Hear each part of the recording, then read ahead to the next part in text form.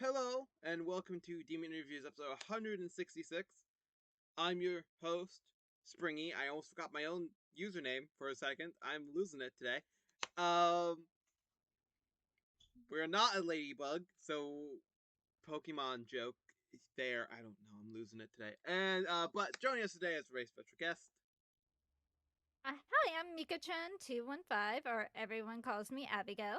And I just gonna say, let's blame it on me. It's my fault because my spaciness is contagious.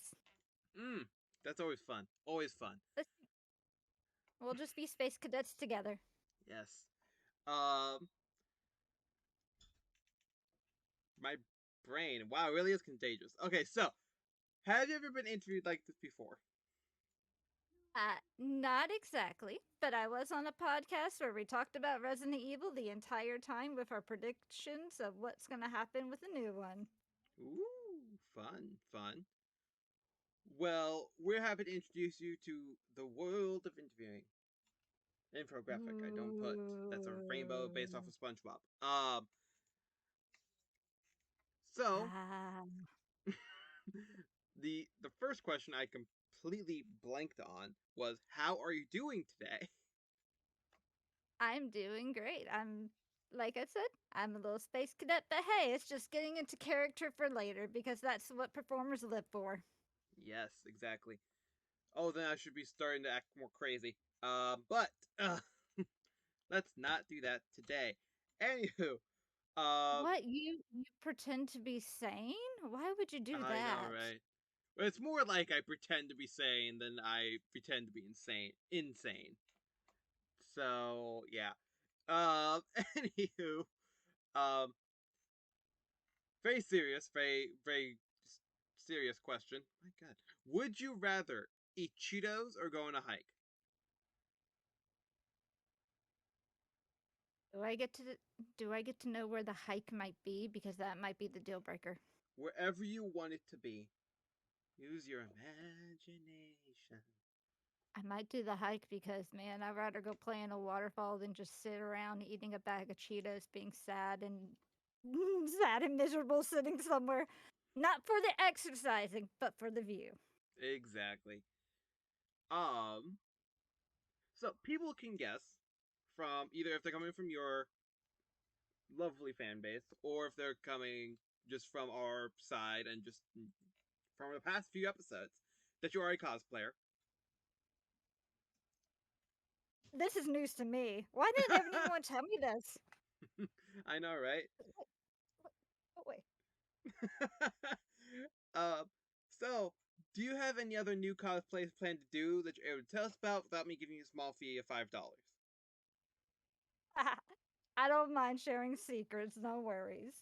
Uh, I am unfortunately have a condition right now known as Genshin brain rot, and it has unfortunately has made me dreadfully sick with certain things. Uh, yeah, I got I have a couple of new ones on the way, like Ganyu, a spicy Mona, um, the Raiden Shogun herself, uh, a you know, there's gonna be a twist on this because it's so pretty. But I do plan to come back to my roots for my people who followed me in the first place since the Arby's promotion and come back to my Ruby roots. And it's either going to be do some pure, or maybe I'll end up finally breaking down and spending the money and buying Weiss Volume 7 because apparently people love Ruby. So got to give the people what they want. Yeah, exactly. 100%. Oh man. Yeah, I've spent too much money on Ruby cosplay stuff. Way too much money. Anywho, Oh, you don't want to know how much Neo, Yang, or my Neo that was custom commissioned cost me $350, and my Yang Volume 7 was 400. yeah, I my my armor is I actually went pretty cheap but for Jean, but my sword and shield were not. They're Oh yeah, no. amazing. They're amazing quality, and like you can actually swing that thing around, and it as hard as you can. It's perfectly fine, but it together it was like 450 or 500 or something like that. I'm like, So you mm. would so you understand me when I hear everyone go, "Oh, Genshin cosplays are so expensive," and I'm sitting here looking at my commissioned Ruby cosplays and the extra, like the weapons and stuff that I did not even count into the price of Oh Yang, god, yeah, and look at them and being the quality, their quality being equal to the quality of a Genshin cosplay. I was yeah, like, the price is unbelievable. I'd rather spend that $100 on a amazing quality Genshin cosplay any day of the week than having to spend 400 to get the same quality, but it had to be custom made and custom yeah. sized. Oh god. Oh lord. Yeah, I But I love my seamstress. I love my seamstress. I would never go anywhere else for a custom thing. I love her. mhm. Otherwise, I wouldn't spend that money. Yes. That's yeah. To be honest, I got like a really good deal on my Jean Arc armor. Like the whole armor set, including the jacket. I had to buy the jacket, but I sent them it to customize it. Was like only Yeah. like 150 for the whole thing. So like I got lucky on that. Like it was all the armor for volume 7 with the jacket. So I got lucky on that one, but I got unlucky with the weaponry. Weapons uh aren't cheap.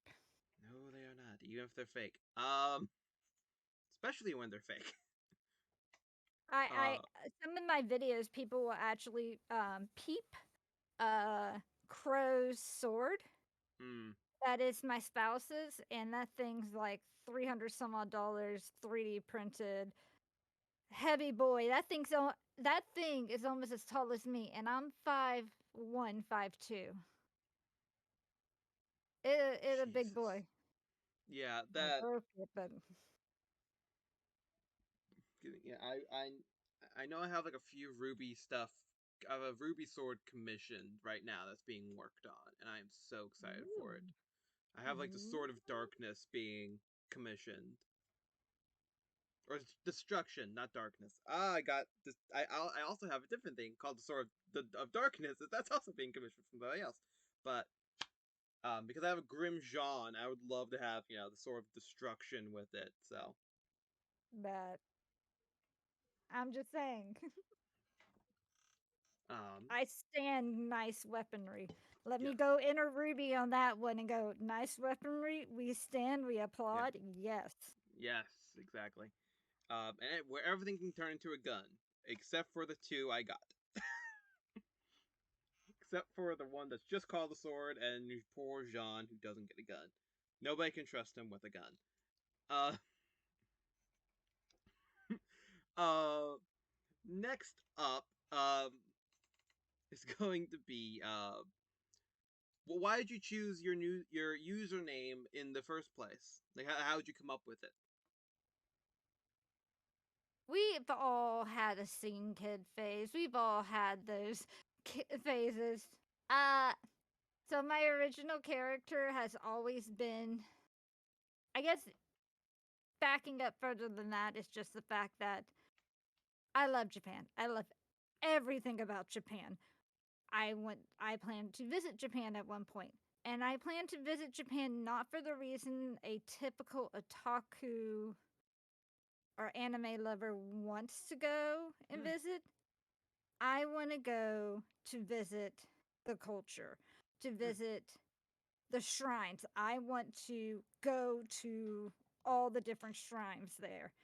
I've had a friend who's gone over to two friends gone over to Japan, and they're like, "Okay, I can get you any kind of souvenir over here. What you want?" And every time I would ask them for one thing: hmm, a Shinto shrine charm. hmm, That's what I want because when I was younger, the thing I loved doing when I lost, like, I fell out of like Christianity and stuff. Sorry for the religion thing. now you're fine. Hmm, But I fell out of it and became interested in researching different religions. Mhm. And then started going and researching older religions like Shinto religion. Everything about it fascinated me. It like resonated with me. And then returned seeing the shrines, seeing the architect, just seeing the scenery and the nature and like how pretty they were. And then falling in love with like priestesses. And then like all this came up because the big anime, I guess the big anime that really impacted me in that and influenced it was Inuyasha. Hmm. Mhm. Because I was like 11. I'm revealing how old I am there. I was 11 when Inuyasha first started airing over here. Mm. When it first came up on Toonami on Cartoon Network. I think it was Toonami for the late night. Adult Swim. Sorry, Yeah. Same. mixing it up. It's old. We're old. It's fine. but Back in my day, we had Jetix. exactly. So like everything about it fascinated me. It fascinated me. Mhm. And it wasn't even so much just being absorbed in like so much the characters, but just the time period. And the fascination grew with samurai and things like that. So my love and dedication to the culture, researching history and everything, I researched Japanese urban legends and things like that. The biggest thing that comes up in all that is the priestess, the shrine maidens, Miko. And then just knowing that with women or girls, especially young ladies who they don't really know, the respecting term is Chan, Mhm. Miko Chan. The numbers are simple. The numbers, really dumb. First anime crush ever was Cloud Strife, Final Fantasy 7. Because Mm. I was like, how old when the game came out in like 1999? No, I was 9. I think I was 9. Uh, 9 or 8 when it came out. And he was 21 years old. Canonly in series, he was 21 years old. Plus 21 was the legal drinking age. At that point when you're 21, you're basically considered an adult to everyone. So Yep. 21 came from that. Just simply just a connection of that, his age, and just. But the 5 came from Samurai 7. If you've ever seen the anime Samurai 7, there's 7 samurais. Each of them, when they recruited, they were given a number. And the 5th samurai was Katsuhiro Okamoto, who was my favorite out of all of them. So, Hmm. the 5th samurai. Oh. Miko-chan, 215, my love of samurai, my first anime crush, and my biggest obsession, biggest thing that I've written like 24 plus pages of research notes about Japan and its culture at its finest. Mhm. Nothing explains me more than just you look at like a mixture of anime and then you see Japanese urban legend horror and you're like, all right, I get what this chick's on. She's kind of weird. Mm. I get that. I get that. I'm just double checking a thing real quick. Oh, okay, so that's okay. So now I have to do the stereotypical YouTube thing of don't forget to like, comment, subscribe, hit that bell icon. And if you have any questions for our lovely guest here, put them in the comment section below. And if they're appropriate, and we get back onto the show, we'll ask them your questions. And of course, don't forget to follow them on all the social media platforms. There'll be a way to get to all of them in the description below. And yeah, even after a few weeks, I can still do it quickly. Anywho, And 100%, if you love Japanese urban legends and you want to know more, I'm your girl. I've mhm, got, I basically wrote a thesis paper on notes on them, so you know, yeah, I have no exactly. life. Uh, just smack the microphone. Neither do I. So next up is going to be what is the hardest thing about getting to one of your cosplays? Energy. Having the energy. My goal Mhm. today was originally when I got up was to actually get into Ganyu. and then be on here in Ganyu. And then my other half had to keep trying to wake me up, and I just wasn't wanting to get up. I get that. Energy. A lot of people take for granted. I take for granted the fact when you're younger and you have that Mm-hmm. like well of energy to do things. And when I see people do tens and thousands, and I can remember when I could pop between cosplays in like an hour, but I Yeah. can't anymore. I with with the thickness of most of mine, it's real hard to do that. I can completely agree with that. Um, well, next up is a question from a past guest, a Mr. Zoom underscore 2028. It's very long, very complicated. Bacon question mark. It has to be done a certain way. I am so picky. It has to be crunchy. Hmm. I mean, like, it needs to be that super crispiness, or I can't have it. Hmm. I have to give it to something else. I get it. I get it. Give Um. me that nice Yeah. that snaps. Next up, come from the same past guest, an even longer question. Are Peanut you sure? butter question mark.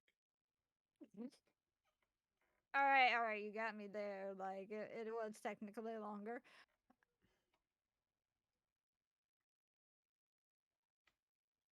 Eh? It's kind of my opinion. Eh. Depends on the mood. I'm I'm anemic, so I should like peanut butter is my go-to if my sugar level is really low, Mm-hmm. and if I need a pick me up, especially because my anemia is like basically kind of like whoosh, Mm-hmm. but not as great and important as some people, like at least people in I've heard of people in overseas who haven't even heard of peanut butter before or tasted before, and hearing their reactions. I'm not one of those enthusiastic. Mm-hmm. I get it. Next up is it's kind of like just a section of questions, but first one is: have you ever gone to any cons before? I know you and me off camera talked a little bit, but on camera, have you ever gone to any cons before? So I'm one of those, I guess, one of the OG con babies, I guess, to put it. Uh, I don't have a great relationship. At least I have a horrible relationship with my father. Is my preface of this. So I'm not talking about them lightly, my family lightly, but I am thankful for the fact that my parents met at Dragon Con back Hmm. when Dragon Con wasn't actually called Dragon Con. Um, it was before it rebranded into Dragon Con. They met there, got married there. When they got married there, my mother was pregnant with me. Mm. Mm-hmm. Um, and they started like the security operations for Dragon Con, and I grew up attending Dragon Con. Dragon Con to the point that the last year I staffed for the convention, I was 17 years old running operations overnight.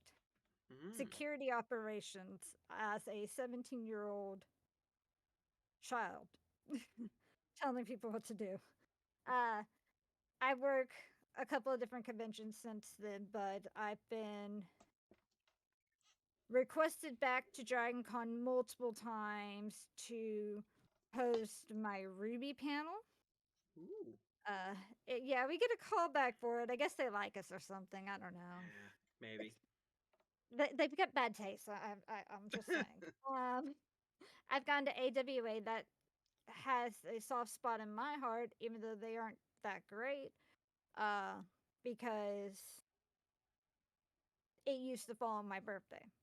So Mm. I do that one and host panels there. I get called back. I There is no way the programming director of MomoCon will let me not attend MomoCon. I am guaranteed a panel at their event basically because Mhm. of the quality of events. Yeah. Like December, they did a Winterfest convention, and I convinced her, like, hey, take the chance, let us do Genshin. We did Genshin. We had one of the most popular panels that entire weekend. And on Yeah. top of that, the other panel I hosted, it was filled with people to the point people were lining the walls in this room that was over max capacity for their AWA. Like this panel tends to just get max capacity people, Mhm. is when I host my Japanese urban legends because they Mm. like it. They Yes. like the way I do my storytelling. They like the way I be creepy and just do little nuances. But Mhm. I do that. I've hosted panels in Florida, Tennessee, uh, Pennsylvania. I was supposed to host one at KatsuCon this year, the Japanese Urban Legends, but we canceled last minute because of the current state of affairs. Yeah. I couldn't justify it. Yeah. But we'll go back. We'll go back next year. We'll try again. Yeah. But conventions are my life. They keep. I'm mostly in Georgia, but if enough interest is out there, I'll go to other cons because Yeah. I have people who like to be oddballs with me. Yeah. Hey, I love I love being weird. That's my favorite thing. Um. If I get to be myself and be quirky and make someone smile by the end of the day, I've done my Yes. job. If there's Yes. children in the audience, I go out of my way to do something special for said children. Mhm. Don't get me wrong, it happens. Yeah. But I'm Yeah. a people pleaser at times. Might Yeah. not seem it, but I am. Yeah. So, something I find amazing is that I went to a panel that was like hosted by the Green Power Ranger Jason David Frank, and it was not that crowded, which makes it even more amazing that you're able to do those types of things and they're packed to the brim because like there was like hell 10 people in there counting me and my mom at the time, me and my mom. So and then 11 if you count him. So I think So, fun like fact, for example, my Japanese urban legend panel that happened Sunday at, I want to say it was 5 p.m.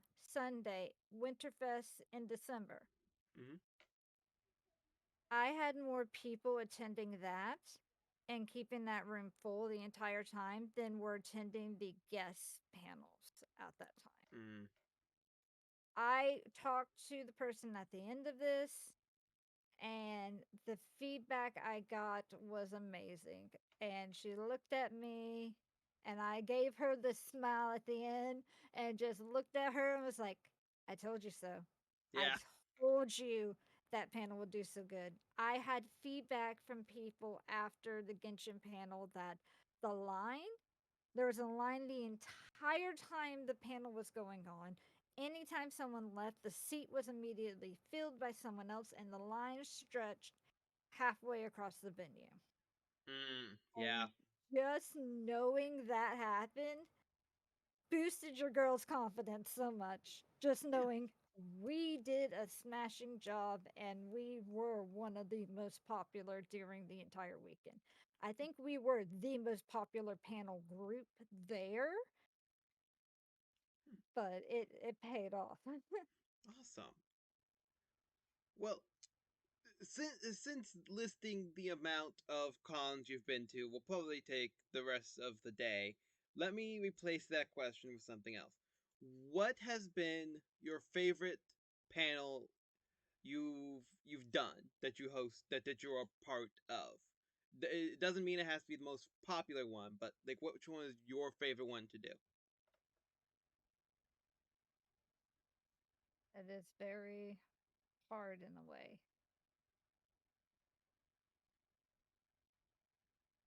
because it brings into account, honestly, I have to say I have three top moments. Mm-hmm. if I can go with the Yeah, three. yeah, go ahead. Um, One of them is I host a Fatal Frame panel, and people who know me know that I am obsessed with horror video games, and the Fatal Frame franchise is my favorite video game series ever. Mm. Like,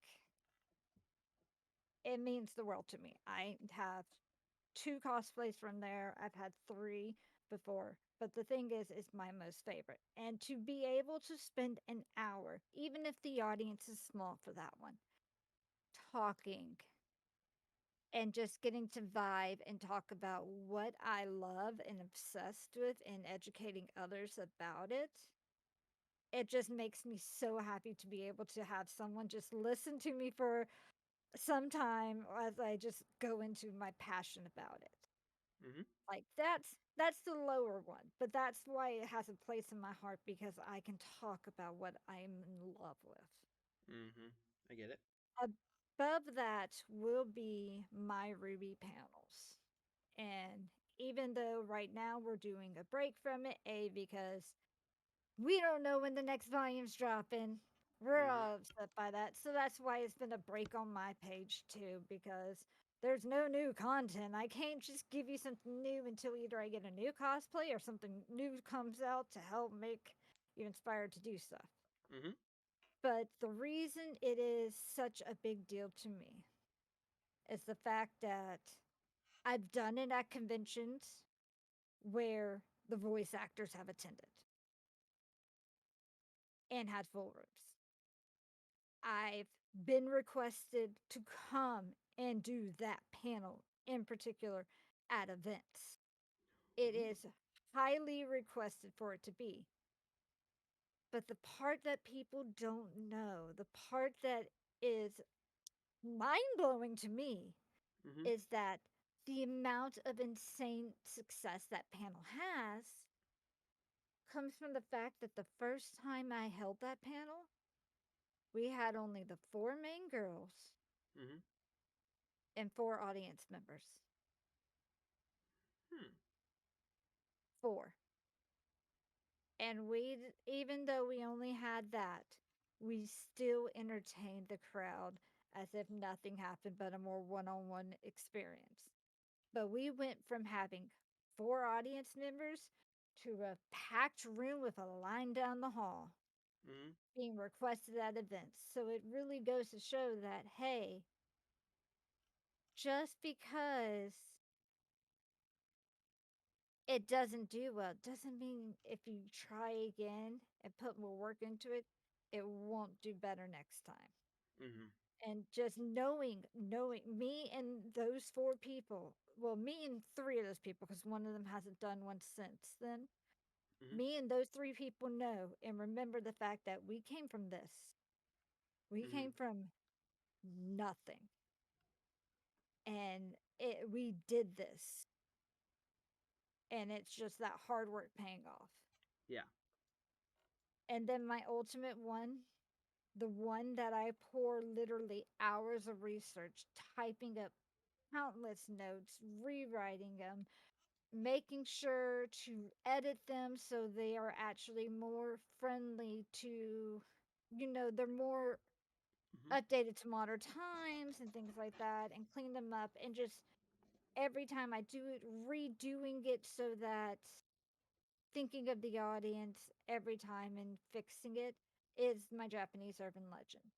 Because originally I tried to do it with a cast of multiple of the legends on the panel, but then going into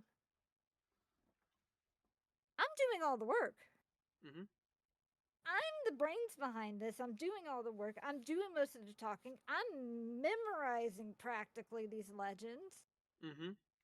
And at the end of the day, when people come up and after and ask and talk to me about it, they're commenting me. They weren't talking with the other people, really. They were talking to me Mhm. about it all because I was the one putting the work. And just knowing that all that hard work entertained people to the point that they were leaving other panels to come here because those weren't scary enough. But the way I did things, the way I pretended at times, like Mm-hmm. reading things and then pretending that I did not know what was coming next, or that, yeah, if you tell this to people, you'll die. If you don't, if you tell this, if you hear this story, you'll die in the next 3 days or something like that, Yeah. and just go and read and be like, oh, my bad, and then just like completely dead, like dead tone it at all, and be like, okay, wait, there's got to be a way to fix this. Like, I can't just like, and then just doing things like that, and then putting quirks in there and just Mm-hmm. jokes. The recent time I hosted that panel, I've made a joke the entire time before the panel because I don't know sports, and I put a sports one in there, and I don't know sports, and I kept saying the Braves won the Super Bowl. Yeah, I see it. Yeah, I get. So I can I understand it. Yeah. don't, so Not. that was a joke I would say, but ironically, sometimes I would say it because I wouldn't think about it because I don't know sports. Mm-hmm. And I knew by the point this panel came up and all that, that wasn't the case. And I go into it and I was like, didn't the Braves win something and all? Didn't they win the Super Bowl or something? And then I was just like, I paused after I sang it because that wasn't what I meant to have come out of my mouth. And I stopped and I just got the laughs people got at me. And I was just like, "Ah, and that is why that is my favorite because I Mm-hmm. never know what is going to come, what kind of jokes are coming out of their mouth and my mouth, or Mm. reactions coming out of their mouth, because sometimes mouth talk, brain don't connect. Oh, yeah. I can understand that. But just remember, the Braves won the Super Bowl. Always, always. I also have no idea about sports, so that I was like, the audience is laughing, because I have no recollection of sports. Yeah, the Super Bowl is the football one, and Oh, I apparently knew. and the baseball is the World Series. Okay. Now I understand it. Okay. I had to get the joke explained to me, but I understand it now. All I proved was I was a girl who did not know sports, which was very stereotypical, but in my case was very true. Yeah, I know zero things. I know football is Super Bowl, and that's it. That's the extent of what I All know. Super Bowl. They're all Super Bowl. Baseball, that's Super Bowl too. That's the same Football, thing. Super It's Bowl. fine. Soccer, Super Bowl. Yeah, Basketball, Super Bowl. exactly.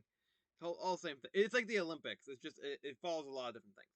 Uh, all the comments I bet are just hating right now. Anywho, I will delete them later. Uh, because Then they I could just laugh and make them annoyed because then I'll just be true. like, no, no, no, you're wrong. It was the Kentucky Derby they won. Yeah, it was the Kentucky Derby. Yeah, isn't that the car one? No, that's the horse one. That's the horse one. I don't know. That was close. It was a racing one. Um. That's the Stanley Cup. Right, right. I had to learn these things afterwards just so I could make the jokes to follow after. Just so I The can make Super Bowl? No, they simple won the jokes. Stanley Cup. No, they won the Kentucky Derby. I Isn't commit this to having a bad joke.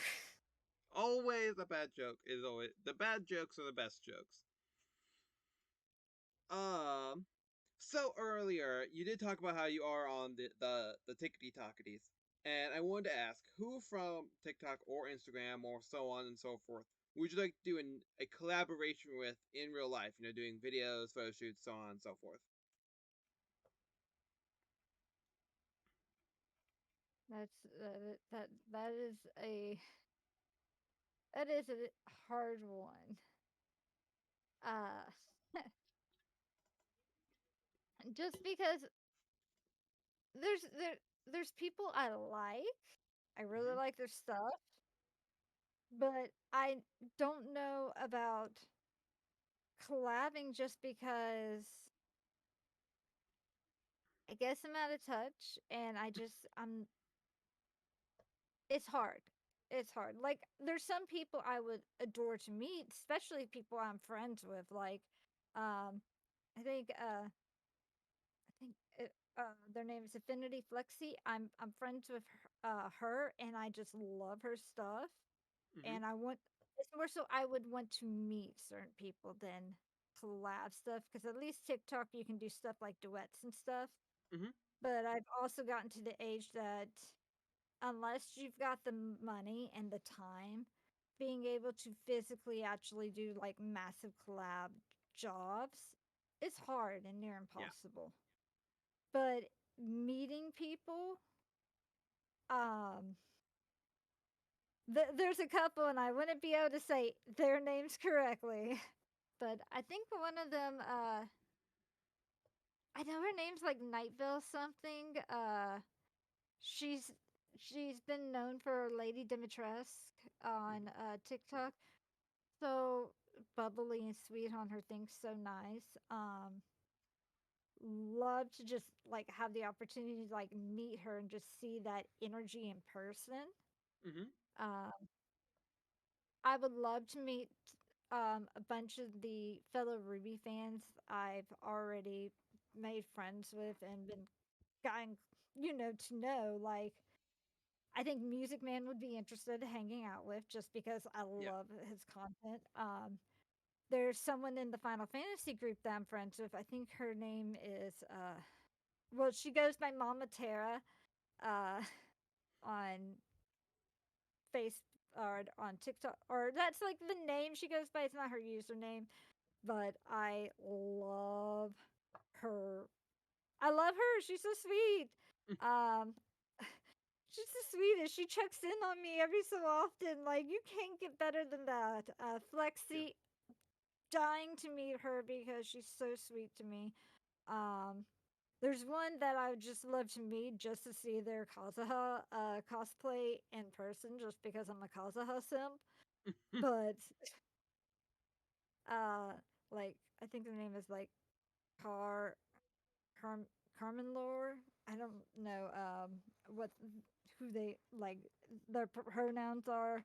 Yeah. Uh, there's a couple of others that I would just want the opportunity just to meet, Yeah. not so much as doing some kind of collab because as much as I can do panel wise and I could do panels with people and have so much fun like having different Yeah. energies on panels and doing that, I would value just meeting and interacting with them more, if that Yeah. makes sense. That makes complete sense. 100%. Um. I think I have one more question on my little listy do here, one or two, and then we'll go on to even more questions. Shockingly. Um. Do do do. Trying to make sure I'm saying it correctly. Oh, this one coming from a past guest and ultra geek cosplay. Um, Pepsi or Coke? Also love them. Yes. uh, gonna throw you for an oddball. Mm-hmm. Technically neither because I'm a spite girl, The secret, but or is it now sixth answer? Just but I know it's technically a Coke product, but I live for my spite. I did a tip video about something you cannot live without, and I was just like, spite. spite. That is what everyone in my family, all my friends now refer to it as. They don't. It's not Sprite. It is spite. I live off of spite. Yes. I was thinking for a second. I'm like, spite. Is that like something else? And then I'm like, oh, okay. Now I understand. It's funny. Pull uh. up a redhead for a reason. Oh yeah. But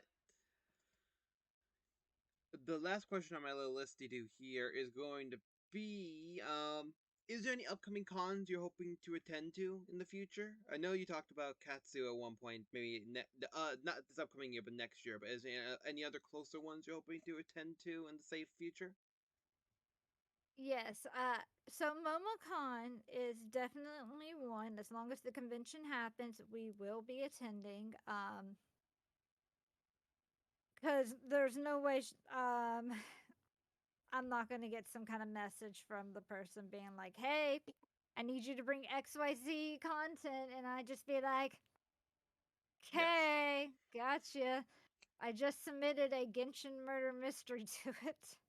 Oh God. I mean, that That's could be gonna be interesting. fun.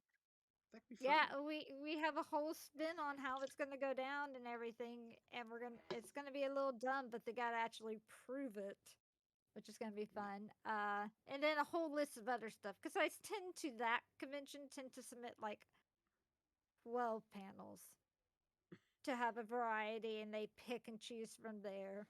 Yeah. Um, Anime Week in Atlanta, because I do try to go to it. I already am guaranteed 2 panels for it. I am guaranteed to host my Japanese urban legends because they rolled it over to next year. Because this past year I was supposed to attend, but I caught COVID last second. Yeah. And so they rolled it over because they were like, that is the best reason why someone can attend. And I'm like, yeah. So Yep. they rolled that over, and I had an 18 plus Vocaloid panel about the adult, sexy, fringiest, crazy, doodaddy side of Vocaloid, the dark stuff you normally find Mm-hmm. that you think, oh, that's so sweet, and then you look into it, it's like that is not so Not. sweet. That is X rated, and oh my. Yeah. I find the weird crap to throw at people and torment them and my panelists. Yes. That's always fun. Oh, it's Always. it's so much fun, especially when you get a ovation, standing ovation for running an 18 plus panel. It's the only convention I'll run it at, or run an 18 plus panel for, and that's the only 18 plus panel I will host. Yeah. But it is funny to harass people, because they gave their consent when they walked in that door. Yeah. I mean, yeah. Pretty much. If MomoCon does their Winterfest again in December, I will most likely attend. There's the potential. There is on the table for Holomat at some time or some point. And then of course Katsu is a definite for this coming year. SeishuCon, which is a home con, is a potential, and the only reason I have like feelings for them or feel right feel obligated to attend at times is because we were featured as a guest there before. Ah. Understandable. So it kind of gives you like, yeah, I I feel okay. Yeah. It's understandable. Well, now we're going to go into the final four questions. Uh, First of all, do you have any questions for me as an individual or about the show in general? Um, you've probably been asked this before. I can't imagine you haven't been, but what kind of made you interested in doing this whole song and dance? Well, let me tell ye a tale. A brand new folklore. Fork? Oh my lord, my brain. I don't Folklore for have you any today. fork, no fork for you. But you can possibly have some spoons later. Yeah, that works for me. 5 spoons equals 1 fork. I don't know why. So back in the day, in the long since past 2018 or so, um, I woke up in the middle of the night with this brilliant idea of starting a YouTube channel with my friend, and I woke up at midnight my time, and it'd be 3 a.m. for my friend. Um, and I texted him and I was like, "Hey, do you want to start a YouTube channel?" He's like, "I'm asleep, but okay." But we're trying to. But we agreed. We're like, okay, so what should we do? I'm like, I really don't want to do a video game one because there's so many of them. That's just That's like like the gateway drug. exactly. Um, but we decided to do interviewing, and I was like, okay, well, and we're gonna get like 2 episodes, and then we're probably gonna be done. And we're like, okay, cool. Well, we're on episode 166 now, and weren't we Oh, wrong? I got it. I got how you said two. Okay. Yeah. So you take out the zeros, right? Yes. Take out the zeros. 1 plus 1 is 2. So when you hit 200, you're taking out the zeros. There's your 2. Eh, there we go. Episode 200 is the last episode of Demon Interviews. Make it a big spectacle and Yes, cause, a and whole act thing. like, oh yes, this was our 2 episode finale. And And then then at the end of it, turn change it to episode 2000. It's like, oh, sorry, we did the math wrong. It's episode no 2000. no no. See, that's where you come back in episode 201. Chair turn and then do the evil villain turn. It's like, you thought you were done with me.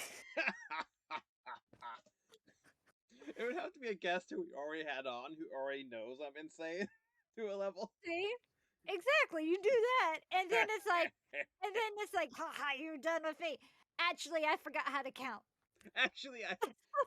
Actually, we're going. I did the math wrong. I wrote one of the zeros very small, and we're going to 2000. So, anywho, welcome back. To, exactly, that's the plan. Uh, now I really Brilliant. want Love to do this. that. Now I really want to do that. Get I'm on, good like, with dumb, evil ideas. I'm just saying. I will help I'm you make right there dumb, with you. evil, bad ideas This that don't is hurt anyone but are dumb. this That show in a is the chaotic nutshell. yang.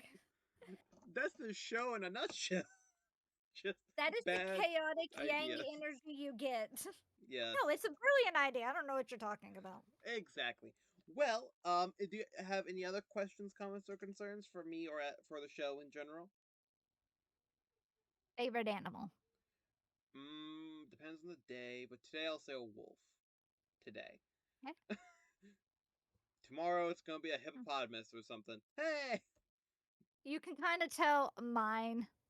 Yeah, I'm kind of littered with ideology of them everywhere. yeah. See, it's not a bad one. Okay. It's not a deal breaker yet. No deal breaker. Uh, last one. Most important for me. Most important, okay. Favorite video game. Oh, it's probably very obvious for myself. With the masks lining my walls. With the masks lining my walls, it might be a little obvious. And if I turn this way, there's a few FNAF posters over there. There's one up there. There's one that like a YouTuber made. There's a FNAF poster over there. Hope you know for a second there, I felt like an idiot. Nah, you're And fine. like, Nobody asked wow, me that, I am so so oblivious to not actually notice this. But okay, yeah. All right, we can be friends. You like awesome. horror. You have Yep, a decent choice in animal. decent choice in Both under. animals. We have similar anime vibes. Yep. Okay, this is good. Yeah, cool, cool. Um, yeah, I have too much FNAF stuff. Because, like, there's also that little. Oh, no, you can't see the shelf. Can you see the shelf? No, you can't. Yeah, you can. There's a little black shelf that You. just has all the security breach figures on it. My shadow's Let me pointing at it. Go, Shadow. let me tell you, you can never have too much. I have a camera that was made. Nice, nice. Oh, man. I even bought a whole nother set of the figures from Security Breach to purposely customize. I don't have any of the ones I customized, but here's Freddy and Roxy in pieces, just in a jar. You can't see it because of the lighting. They're just pieces in a jar right now, so I can remember to mess them up too. I love it. Too many things in here about Finance and Freddy's. I'm Oh, also planning a sun mask or a moon mask. I guess actually last question because my beautiful figure actually made me think of it. Mm-hmm. Most heartbreaking anime. Oh man, that's very hard for me because I have not watched a lot of animes. Hmm. I'm not gonna lie. I know that's gonna be a big deal breaker, but um, It's okay. most I haven't had heart. a lot of time to watch it, so we're good. Well, I can't. The most heartbreaking thing that's happened in anime to me was when Pyrrha died. I don't know if you can't review as an anime. There's probably a whole conversation about that, but or yeah, I'm very shallow in my anime watchings. Because this is what happened. So I interviewed this person once, and like they did like a Grim Pyrrha cosplay, and I interviewed them. I was like, I okay, think cool, we're and talking about. yeah, and I did the interview. Since the interview had to be there's too many copyright claims. We used to show videos and stuff, and had to be taken down and stuff, but because there's like way too many. Yeah. But because YouTube is fun. Uh, but we did that, and I didn't watch. I haven't watched the show. I didn't watch the show at that point, so I was like, okay, I'm just gonna. And I thought Grim Pura was real, so I watched the whole show in like a week, and I was like, okay, cool. Oh, it must be in the last episode of Volume 7. Okay, no, nope. The whole time I thought it was real, and then like I was like, oh, well then, yeah. Broke my heart and lied to me. Yes. Because I was like, oh, she's gonna come back. Because like when it happened, I was like, she'll come back later. Nice. I love the I wings. don't. I don't know if you know what she's from, but I don't, this is but I love the mine. wings. It's Angel Beats, Mm, and I will give the disclaimer now because it's a 2010 anime. mm, You will cry. You will laugh. It is one of the most heartbreaking animes out there. mm. So just Fun. a disclaimer, but that's the one for me that broke my heart, and the beautiful figure I had next to made me think of it, so I had to Yeah. ask. Yeah, of course, of course. Is there anything else you'd wish to ask, or I uh so this is one, and this is one I've actually been thinking of personally for myself, mm-hmm, and personally thought of revealing a story time, at least on my TikTok about it.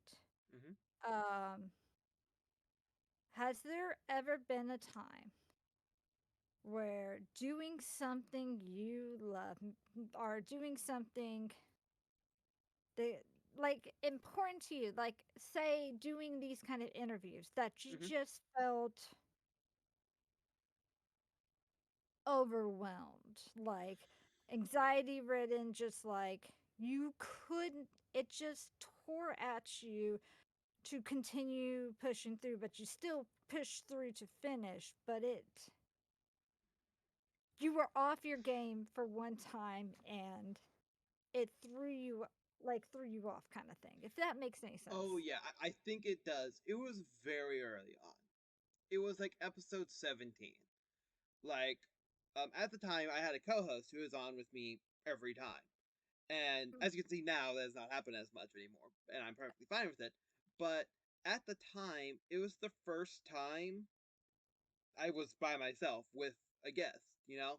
And it was technically two guests, and one of them was returning already, which means it was going good. But, and it was like these two people who like I've watched on TikTok a lot, and at the time it was like the people behind the TikTok demons or some fucking long ass title.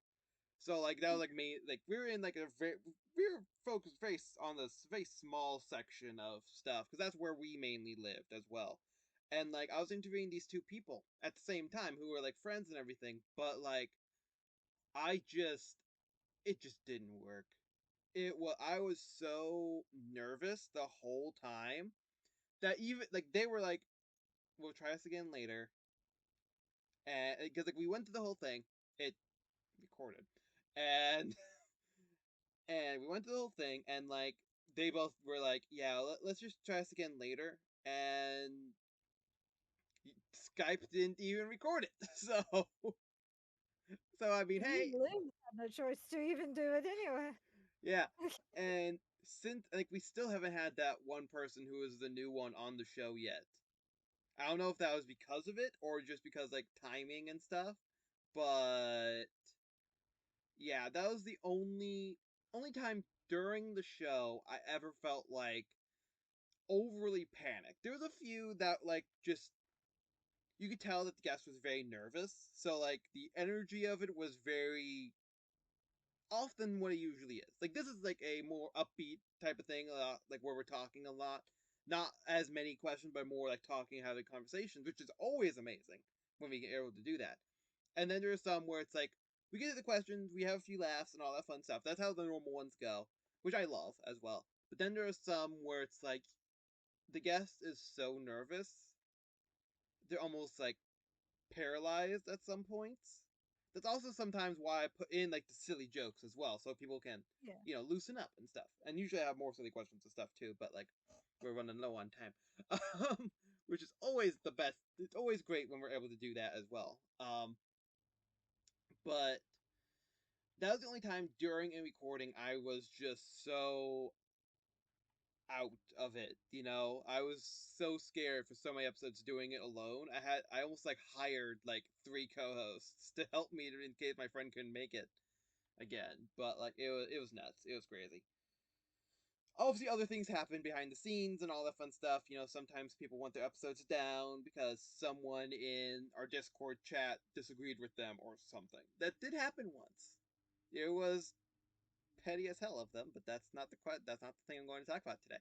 There's been other things, but nothing as impactful as that. If I had to say, That is 100% understandable. And yeah, sometimes it's actually just nice for other people to see that despite how people put on the airs they put on or how they mm-hmm, seem personality wise, it's nice for people to get that like breath of fresh air reminder that behind everything, behind these screens, we're all humans in our own right. That yeah, behind whatever front we put, we've got things that affect us too. We're not perfect. yeah, exactly, And that's kind exactly, of the message I was thinking and hoping I would be able to share when I explained like my convention experience of 1 year mm-hmm, where doing panels, I wasn't, I was barely there, barely like mm-hmm, hanging on to that like front, pretending that I was able to run the show like I normally do. mm-hmm. And I figured sometimes that's something people need a reminder that it's okay. You don't Yeah, have to be 100% all the time. You've got yeah, people who you can rely on. And exactly.